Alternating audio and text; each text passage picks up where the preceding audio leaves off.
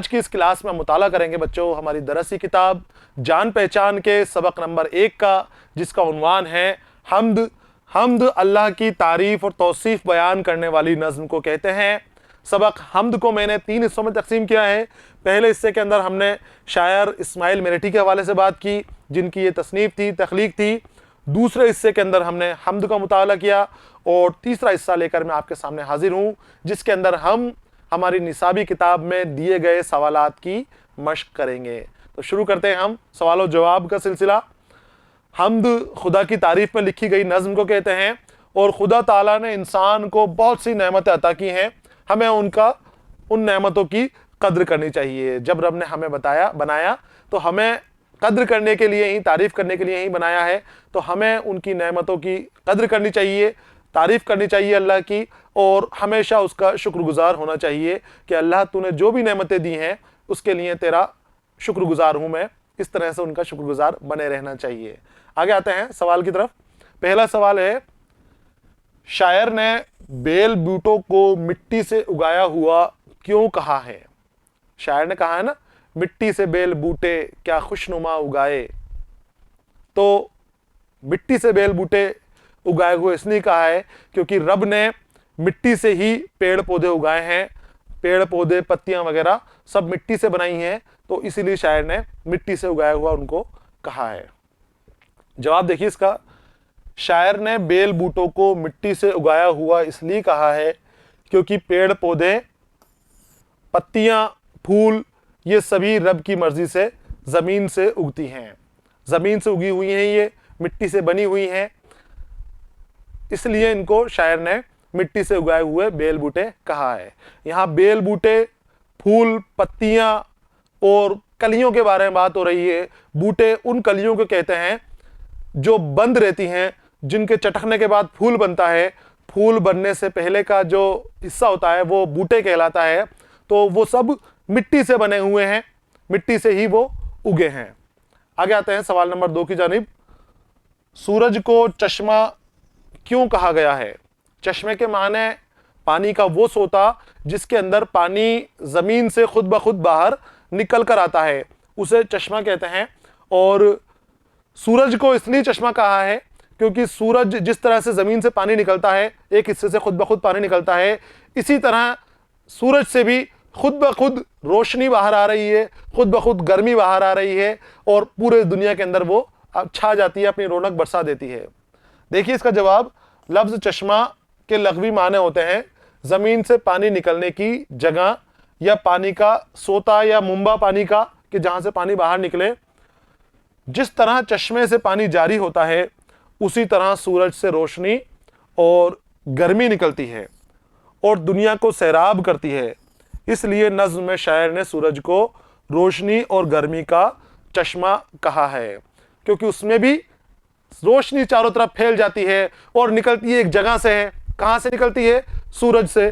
جس طرح سے پانی ایک ہی جگہ سے باہر نکل رہا ہے چشمے میں، اسی طرح سورج سے بھی پانی نکل رہا ہے، سورج سے بھی روشنی نکل رہی ہے، کہ جس کو چشمہ کہا گیا ہے، جس کو سوتا کہا گیا ہے۔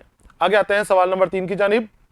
سوال نمبر 3 کہتا ہے کہ چڑیا خدا کی تسبیح کیسے کرتی ہیں؟ چڑیاں آپ نے دیکھی ہوں گی، صبح کے وقت اٹھتے ہی صبح شور غل چڑیاؤں کا چہچہے شروع ہو جاتے ہیں، تو وہ اس چہچہاٹ کے ذریعے بتایا جاتا ہے کہ وہ خدا کی تعریف اور توصیف بیان کر رہے ہیں، وہ تسبیح اپنے رب کی پڑھ رہی ہیں۔ چڑیا اپنی چہچہاہٹ کے ذریعے خدا کی تسبیح کرتی ہیں۔ سوال نمبر 4 کا جواب، آخری شعر میں کارخانے سے کیا مراد ہے؟ کارخانے کا معنی ہوتے ہیں بچوں وہ جگہ جہاں کام ہوتا ہو، کار ہونے والی جگہ، کارخانہ۔ تو کارخانے سے مراد اس شعر کے اندر، ویسے تو کارخانے کے معنی ہوتے ہیں جس جگہ پر کام ہوتا ہے، لیکن جب مخصوص شعر کے بارے میں بات کی جائے اور اس شعر کے بارے میں پوچھا جائے کہ اس نظم کے اندر کارخانے کا معنی کیا ہے، تو نظم کے اندر کارخانے کے معنی ہے دنیا۔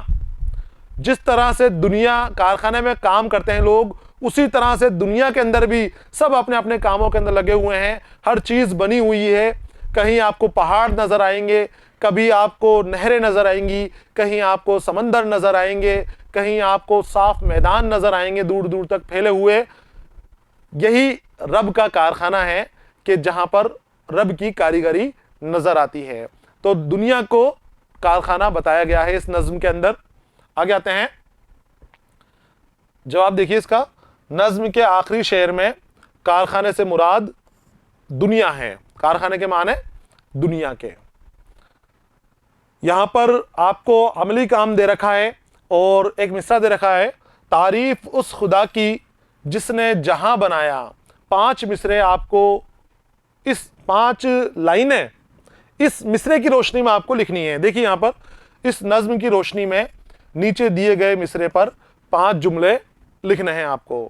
تو نظم کے اندر خدا کی تعریف کر رہے ہیں، خدا کی تعریف کیوں بیان کر رہے ہیں، اس نے ہمیں کیا کیا دیا ہے، کیا کیا بنایا ہے اس نے، وہ آپ کو بتانے ہیں۔